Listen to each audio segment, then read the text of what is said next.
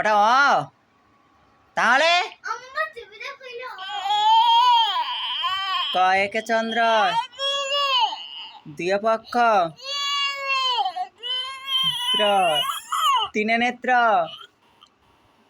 আবার